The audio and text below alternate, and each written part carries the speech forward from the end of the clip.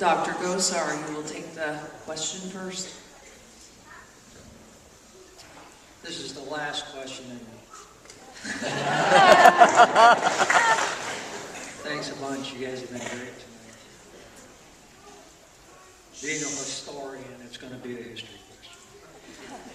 During the early days of the American government, elected officials were given a written, specific list of agenda items that they were authorized to vote on as representatives of the people who elected them.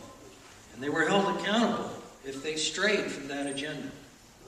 Do you support penalties for bureaucrats who act outside the powers delegated to them by the Arizona or the U.S. Constitution?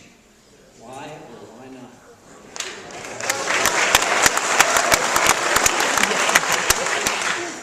If you've ever heard me, I've always said, there is no I in teamwork. We are all part of this.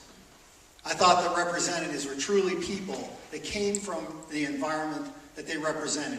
They were workers, they were bankers, they were farmers, they were moms and pops. That's what they wanted. They wanted to show what were the solutions back home and what were some of the problems to be shared and fixed. Today, Congress, U.S. and representatives, senators and representatives, has shown they are incapable of oversight when they do wrongdoings. Charlie Rangel. Here's an exercise in futility, folks. I've always stated that we need an independent commission that has oversight, judicial oversight, of the members of Congress. We are subject to no law that we have passed. We are subject to every law that we are passed. No exceptions. That's pensions, that's pay, that's everything. If you want to come back to solutions on federal unions, you start with Congress.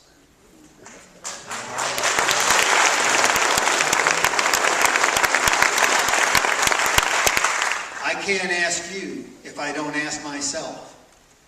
I can't ask you if I don't lead the way. We're all in this together. I said also that when we come to solutions or come to ideas on the Hill, you have transparency with me. Issues like healthcare, how about a nice barbecue, a cup of coffee? Let's sit down and explain the bill to you so that you're involved in those solutions. See it through your eyes. That's exactly what our founding fathers wanted. A whole different breadth, an attorney or two, a dentist or two, a physician, a baker. Everybody has a different site, and each one provides a pearl. And when we all put those pearls together, you have a wonderful necklace that is a bill that everybody can embrace. Thank you.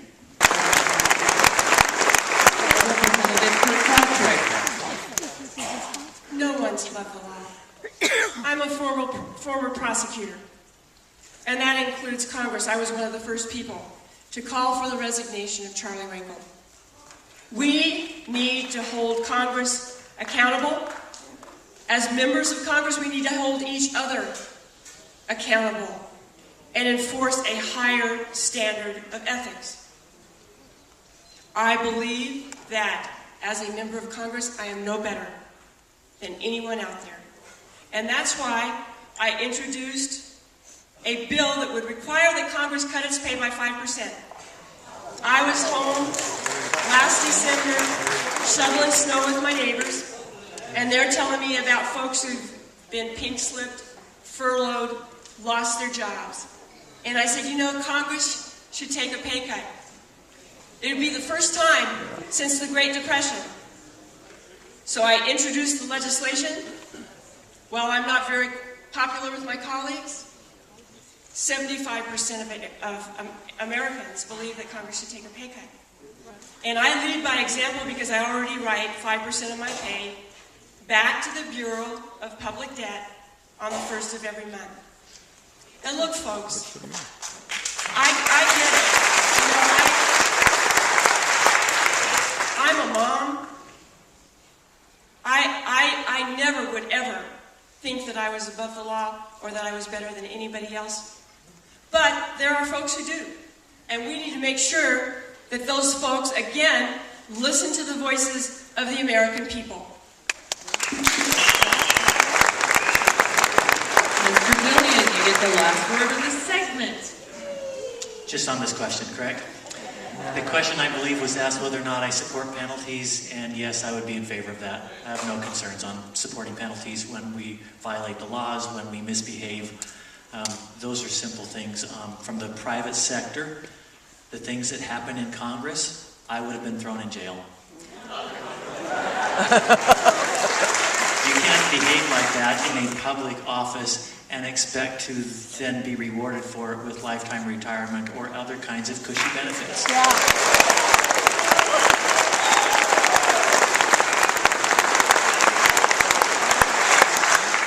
But the penalty that exists today in the framework of the government is in your hands. It's in my hands. You fire the people that are there. So